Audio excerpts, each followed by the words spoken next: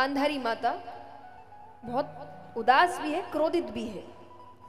तो भगवान जब सामने आते हैं तो उन्होंने कहा कि मेरे 100 पुत्र थे, 100 की 100 मारे गए। वो 5 पांडव थे, एक भी कम नहीं हुआ। कारण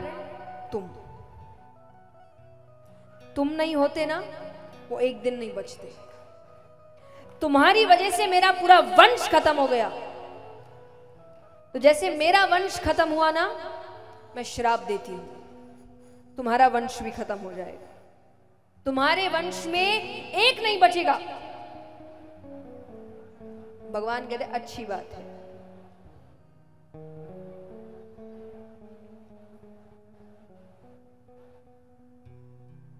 भगवान कहते अच्छी बात है, मैं सोच ही रहा था उन्हें खत्म कैसे करूं।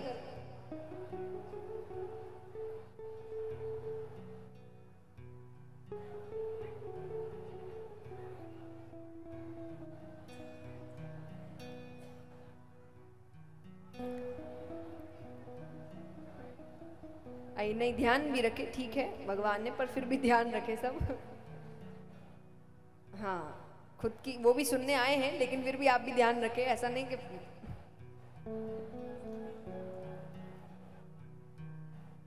हाँ, बहुत ज्यादा ही भक्ति में आपने शंकर भगवान को मना लिया लगता है मुझे।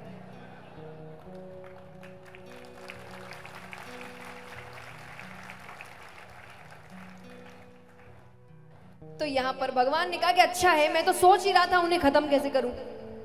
क्यों सोच रहा था?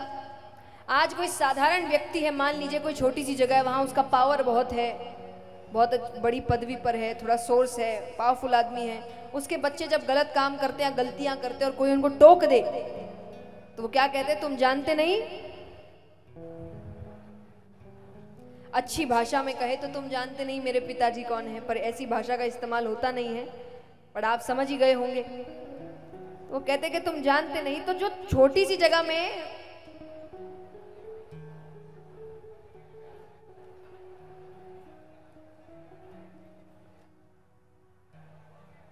थोड़ा पीछे हो जाए, जो बीच में जगह है, आप लोग पीछे होइए थोड़ा।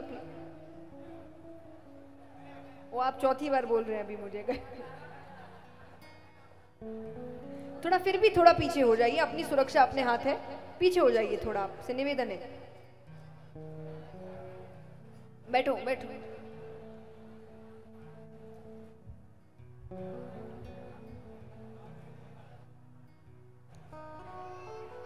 तो एक छोटे से स्थान में थोड़ा सा अगर पावर मिल जाए तो इतना अहंकार आ जाता है। तो वो तो भगवान के बच्चे हैं। अब भगवान एक ही है, बाकी सब इंसान है, और इंसान अपने रंग दिखाता है, ये पक्की बात है। तो भगवान कहते मैं ऐसा कोई काम करना ही नहीं चाहता कि मेरे जाने के बाद ये कोई कहे कि मेरे वंशज है, मेरा परिवार है, मैं खत्म तो मेरे साथ सब खत्म।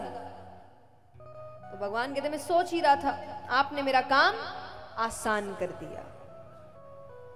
अब भगवान यहां चले जाते हैं, वो श्राप अपना असर दिखाता है।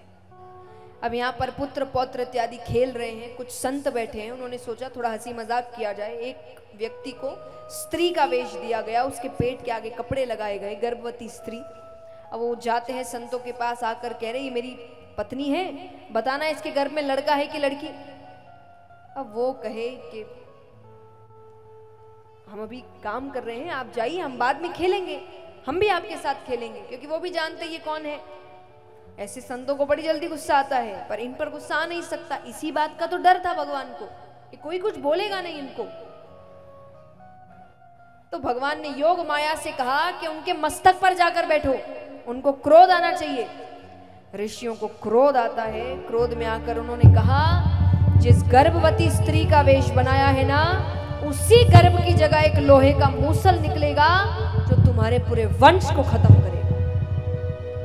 बच्चे डर गए, पेड़ के पीछे जाते हैं, कपड़े हटाते हैं, तो सच में जहां गर्भ की जगह कपड़े लगाए थे वहां एक लोहे का मूसल निकलता है। उग्रसेन जी के पास गए तो वो एक बड़े पत्थर पर उसको घिस रहे हैं।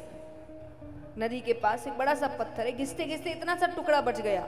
अब उनको लग रहा है इतने से क्या हो जाएगा, उसको नदी में फेंक दिया। उसको एक मछली निगल जाती है। अब यहाँ पर भगवान का भी जाने का समय है।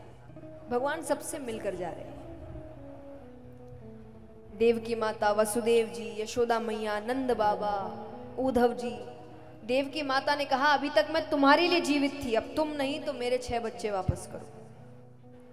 जिनको कंस ने मारा था, भगवान 6 बच्चे वापस लेकर आते हैं।